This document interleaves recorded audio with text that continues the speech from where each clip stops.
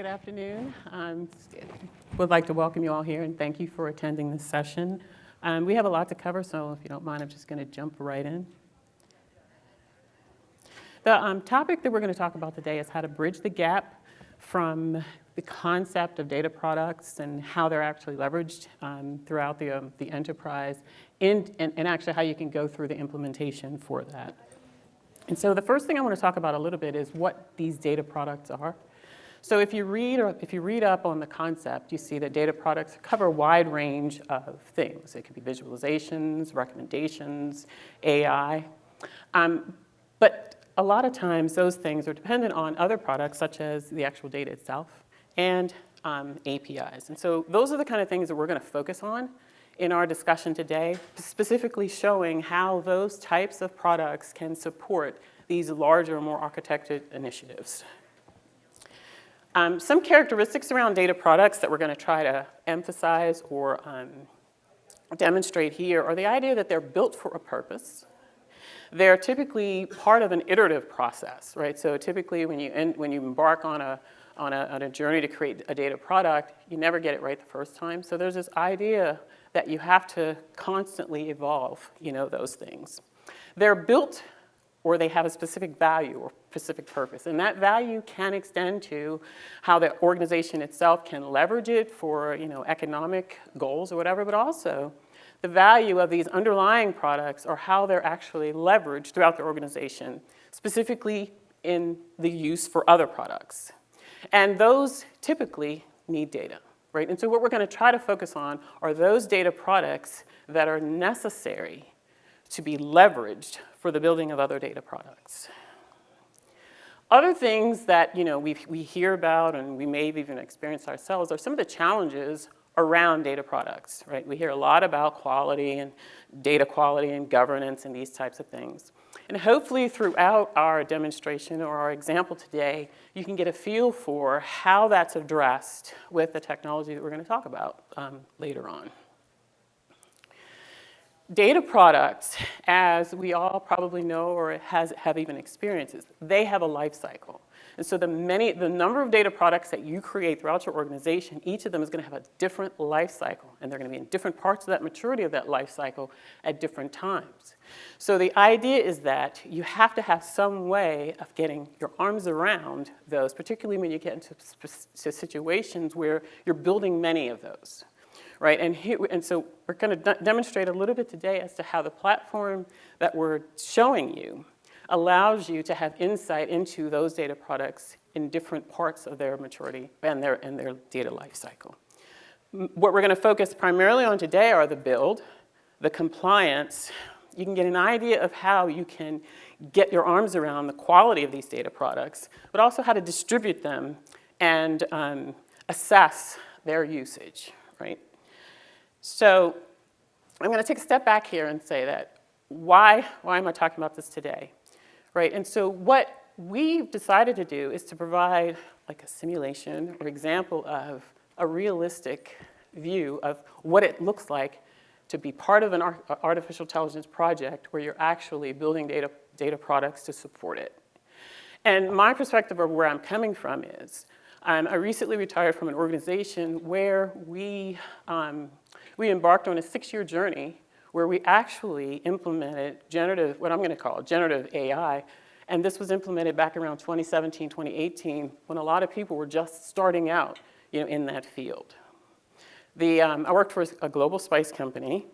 And that company, what we were able to do with that AI was to generate product development formulations. And within a year of starting and embarking on the actual technical implementation, we actually had products out on the market that were created from this AI project, right? And so what I've done here is taken some of the points around the processes and the way we actually worked to go through that implementation, right? And so this is a made-up story here, based on fact, right? And so once upon a time, there was this marketing executive for a company. And she realized that in their organization, they had lots and lots of products. And she wanted to get an idea of how these products were actually performing. And she wanted to look at it from their profitability standpoint.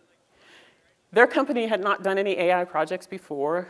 They didn't know anything much about data products and those types of things. And so they were actually starting this based on the idea that she just had a vision that she wanted to accomplish.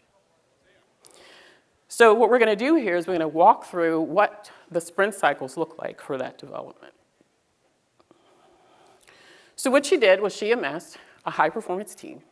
And part of that team she had a project manager who was versed in agile development, data scientists, and these data scientists were not part of the organization because they didn't really have a data scientist discipline. So they farmed out the data scientist portion of that project. They included some business subject matter experts, information technology or data engineering, whatever that organization is called within your organization. She was the sponsor of that project, and there was other supporting process owners throughout the organization that were called upon when needed. Some of the constraints or the dynamics around this project were, one, they were third-party data scientists. We had information that was proprietary, and so we needed to make sure that when we were working with them, they didn't really have insight into what our data was, but they could still use it to do any type of analysis that they needed to do. The business was not full-time on this project. They had competing objectives, and so the idea here was how can we work through this process, do it quickly, and balance our time and budget, because we're paying these people that are not part of our company. The business has their work to do, and we really need to get through this project very quickly. So the business experts and the data scientists, they got together, and they had a meeting, and they determined what is the first iteration of this model going to look like, right? And they had decided that we're just going to get our feet wet here. We're going to do some experimentation. We're going to give the data scientists access to sales, costs, and product information. It's going to be masked. They're going to figure out how they can use it and what they can do with it. And they're going to produce, for that first iteration, just a spreadsheet that has the output of what we're trying to actually prove out. So our first sprint looks like this, right? We have our data engineer, which is Pooja, right here.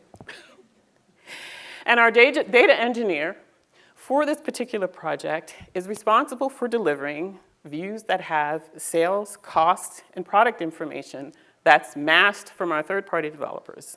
Meanwhile, once our data scientists get access to the information, they're going to build their first iteration of the model, and they're going to deliver us a spreadsheet after our first sprint. So now we're in sprint 1. All right. So let me start. So we are going to build this data product on a data virtualization layer, Denodo platform. And as you can see over here, we have Denodo platform control center, and the virtual data port servers are up and running. We are going to use Design Studio, which is like a web interface to implement our elements. And this is the Design Studio, and this is the data product project that we are going to implement. As you can see over here, we have divided the folders into, hold on, did I miss? Did it go? Mm-hmm.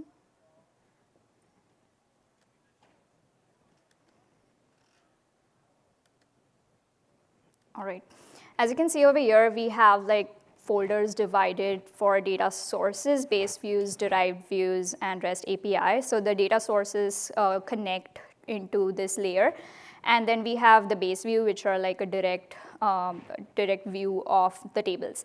And then we have derived view, which are selection of this view. Sorry, I'm just... All right. So in the data sources, we have connection to our cost data, sales data. In the base view, we have the direct representation of the tables of the sales data. Over here, we have number of fields which are directly coming from the underlying data sources. In the derived view, we have the DV sales data, which is a selection view of fields that are required for our business users. Now, once we execute this, we can see, as I'm an admin, I can see all the data over here. I can see product information, country, and customer name as well. So this is, I am logged in as an admin. And similarly, I can see product, which has product ID, name, and product category.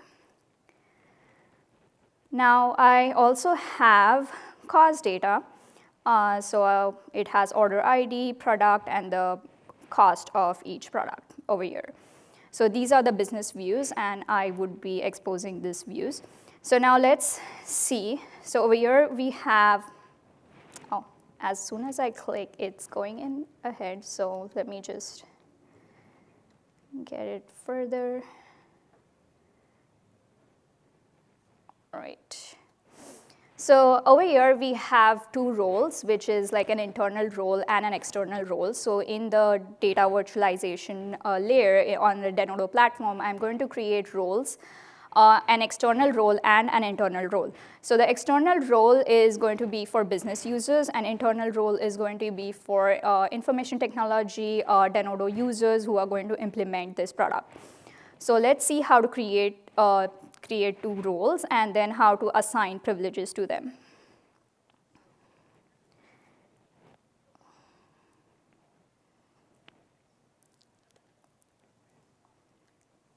All right, so over here I have product. Okay, so I go to administration, go to role management.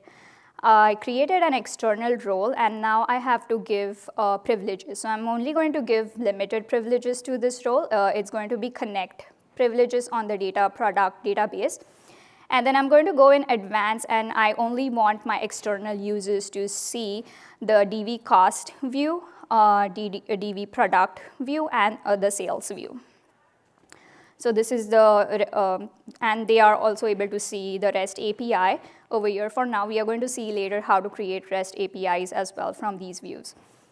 So now I go back, and then I have internal role as well. So for internal role, for now, I'm going to give all the privileges on the data product. So I'm going to give admin privileges. So they have execute, create, metadata, and all those privileges. Now I'm going to go assign some users to this role. I have Kate, who is an external user, who's a business user. I'm going to assign role as external over here. And then I have Lily, who is an internal data engineer, who has the admin privileges, and I'm assigning internal role for her. Now let's see what all Kate sees in the Denodo platform and what Lily sees as well. So I'm going to pull up Design Studio, logged in as Kate. And so as you can see, she can only see data product. And now I log in as Lily. And over here, she sees only data product, but she has the whole axis. So she sees data sources, base views, derived views, and REST APIs as well. She can execute any of the views over here because she has complete access on the data product database. So if you execute, she sees the sales data.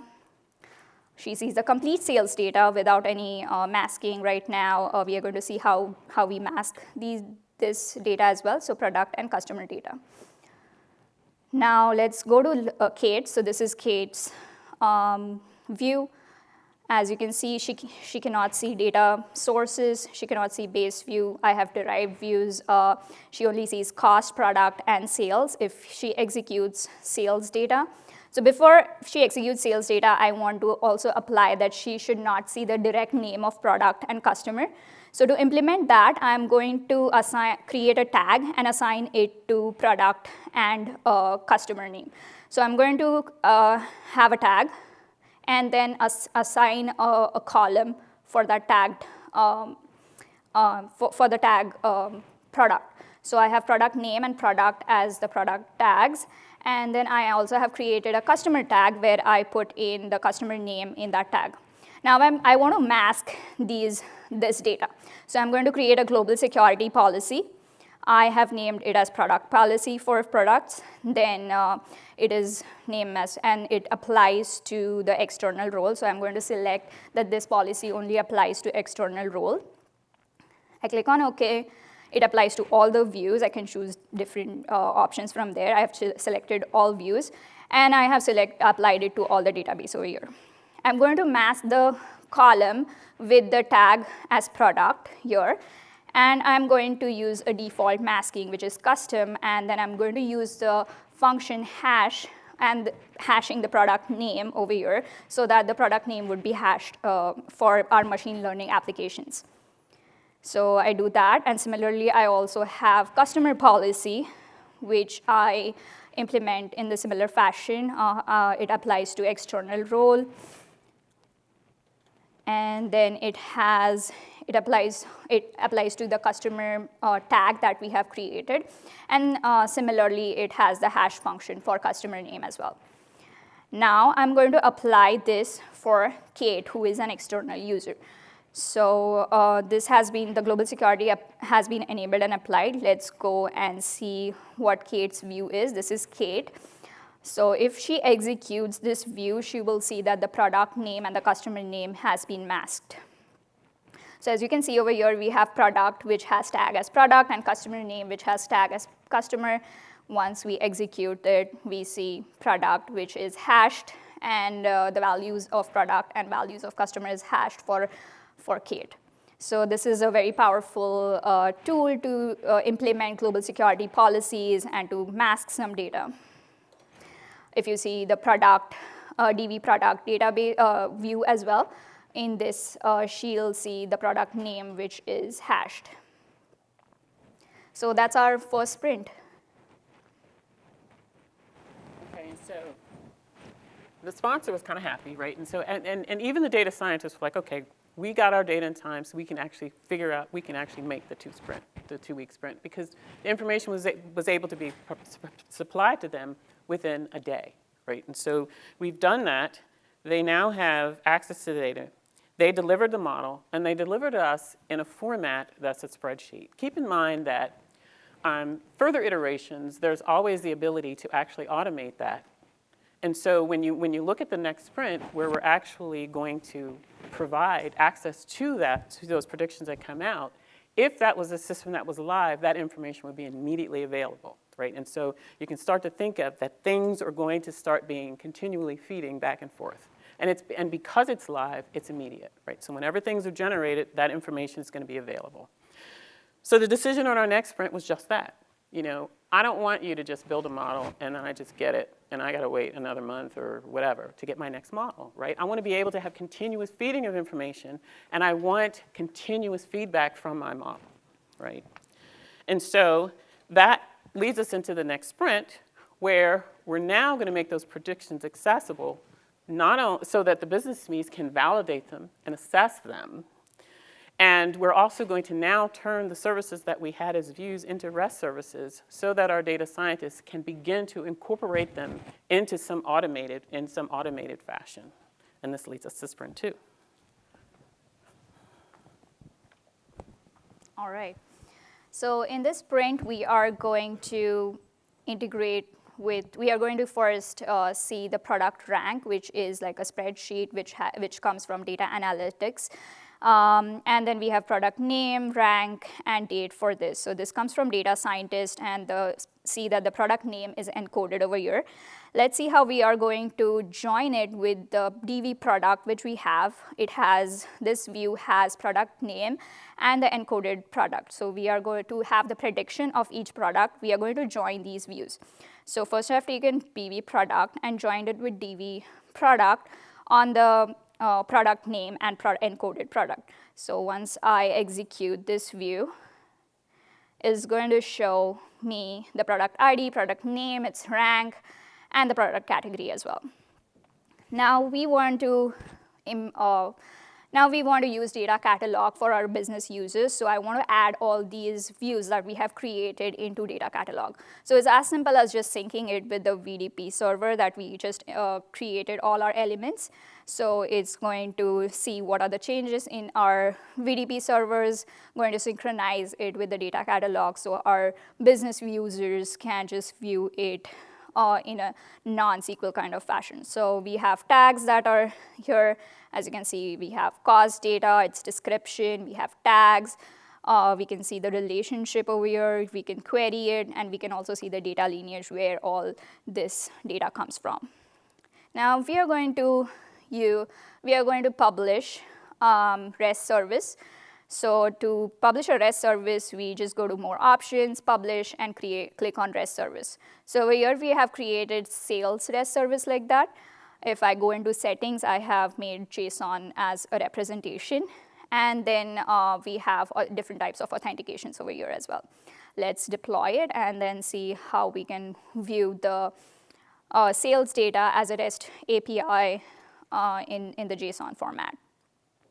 So now over here, I go to another browser and log in as Kate to see this REST API. So I'm an external user, and so remember that we did apply global security policies. So we do see products which have hashed values and customer name which have hash values. So similar to the sales data, we have also published services for cost data and for product data. So this is the cost data that we have for our Sprint 2. And then we have product data as well for Kate, which displays product name in a hash value. So this is our end of Sprint 2, and let's move ahead for Sprint 3. That was fast.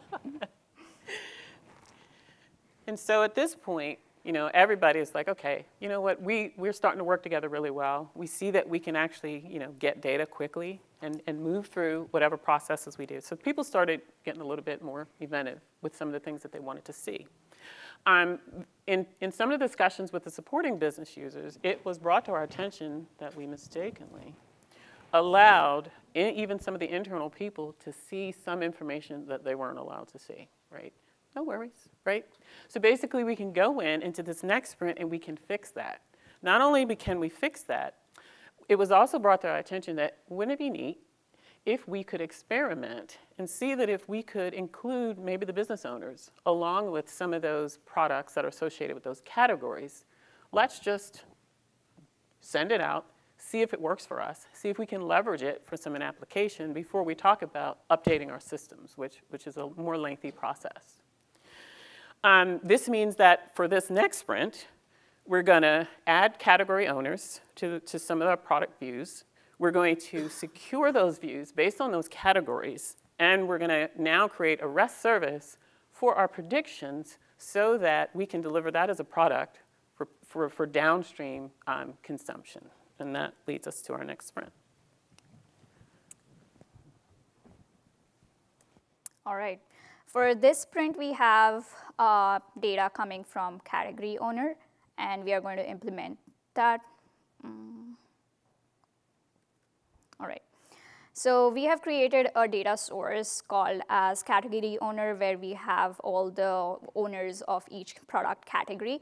We created a derived views, category owners, which has email address of each owner, name of the owner, and the product category that they own. Now we are going to join it with the product to get the product owners, so each we'll know who is the owner of each product. So for that, we are going to go ahead and join the DV category owner that we have, and then join it with the DV product on product category. This is the join condition, and then the outputs of the fields. We are going to select all of them and just execute it. So as you can see, we know James Smith is the has the product owner of smartphones, and the product name is iPhone. Now we are going to join it with the prediction because we want to see the prediction of each category as well and the owner. So once we join all of them, we get the prediction, we get the rank of each product category with its product name and the owner of this product. This DV prediction is going to be published as a REST service as well. And we are going to see it's as simple as we saw before. Just go publish REST web service and then see the data. So over here we have DV prediction. If we see it as Kate or we are seeing this as an admin, not as an external. So we do see all of the data over here. now we want to adjust the security for our internal users. So imagine we have smartphone as a category over here. So we are going to create a role so that one of the internal user is only able to see the data related to smartphones. So I'm going to assign connect privileges for that role. And in the advanced settings, I'm going to go to derived views and give execute privileges of all the views, but I want to restrict the data that they'll only be able to see smartphone data. So I'm going to create a tag that says category, and then I'm going to add the category column into this tag. So as before, we are again going to go and create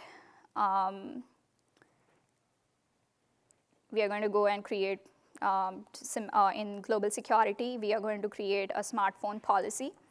So we go here and name it as smartphone policy. The audience for this policy is the smartphone role that we just created. Go ahead and select the smartphone role. And then we have added all the views. And over here, condition, in this we have added the category as the tag that we just created, and the condition we have used as smartphone. So now it is going to restrict, it is only going to give the data that is related to smartphone. Now I have a user, smartphone user, which is assigned to the role smartphone. I just edit the role, and then go to select the smartphone role for them.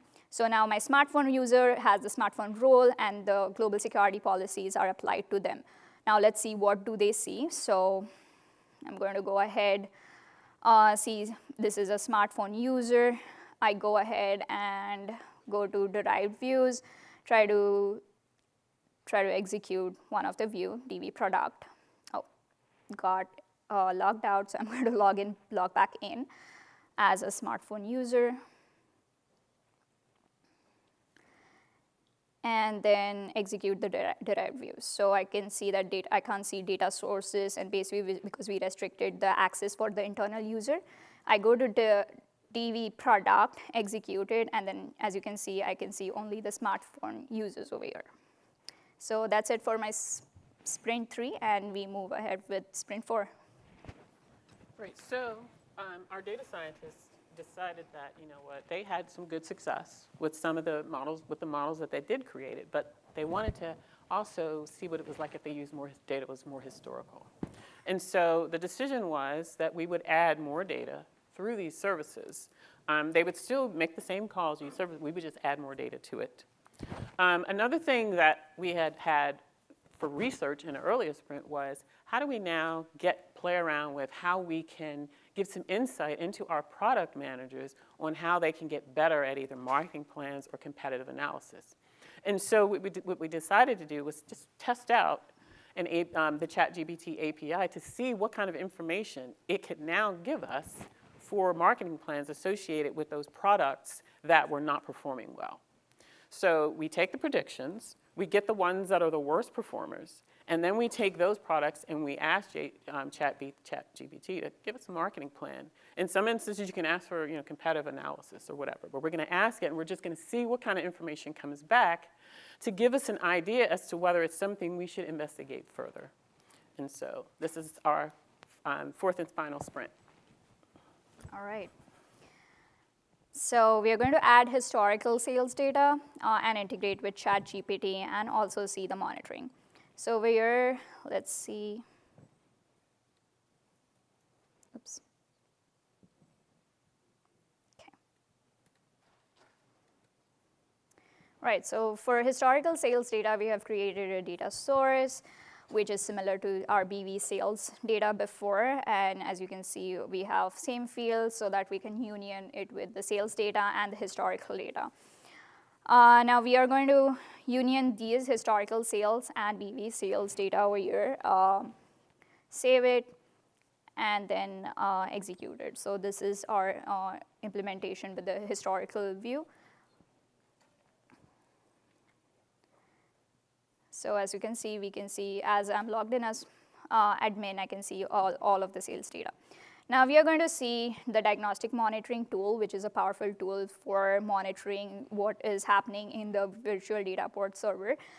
We can see the CPU usage. If you see over here, we see request, what all requests are coming for the virtual data port server. I have select, view, and the internal requests as well. I can see memory usage over here. I see threads information, state, sessions, and so on. So it's like an extensive monitoring tool that we can rely on for our monitoring purposes. Now we are going to integrate with ChatGPT. So we have OpenAI, we have created a data source with OpenAI, and we are using the post method for it. And as you can see in the post body, we have a content that I need a marketing plan for this product. And we have product name as our interpolation variable. So this product name is going to come from our another view, and that view is going to be our worst product. So we are going to have the marketing plan for all the worst products that we have so far as per the predictions. So we are going to, this is the execution of ChatGPT data. Since it is a JSON, it has like arrays and registers, so we are going to flatten it. And this is our worst product view, which we have created by just specifying the rank of the products. So if you click on execute, we have the ranks of these products, and these are the products which did not perform well in the sprint.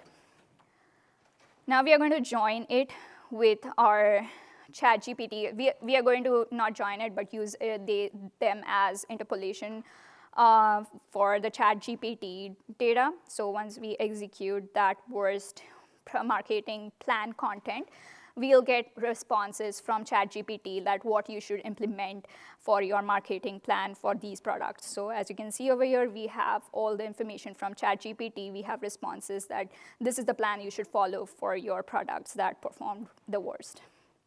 So that's it for this sprint.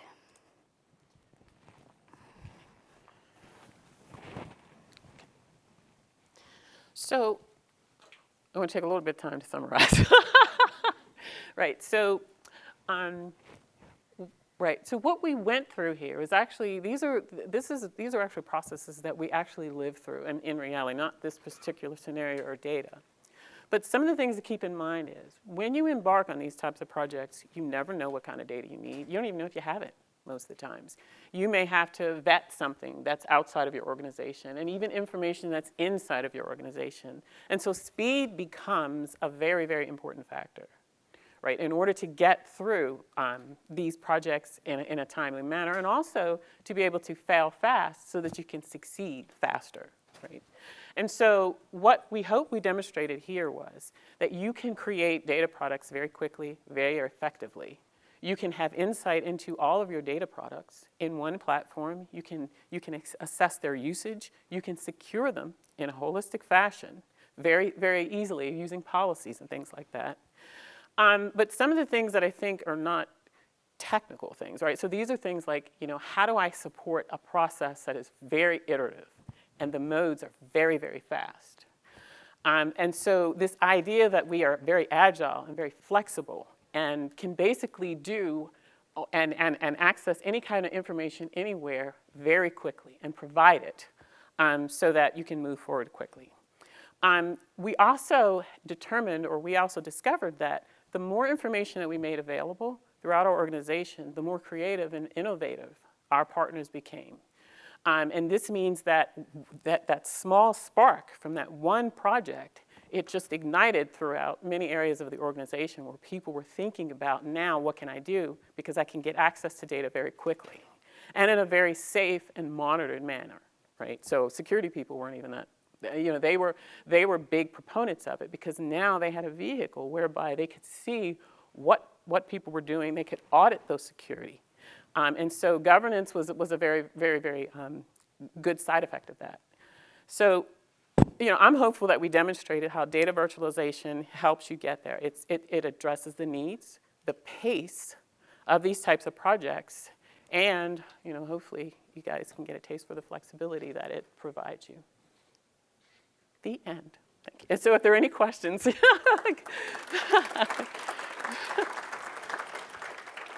there are any questions, we can take them now. Yes, hello. I was talked to your sales rep out there, and thank you for your lovely demo. Thank you both.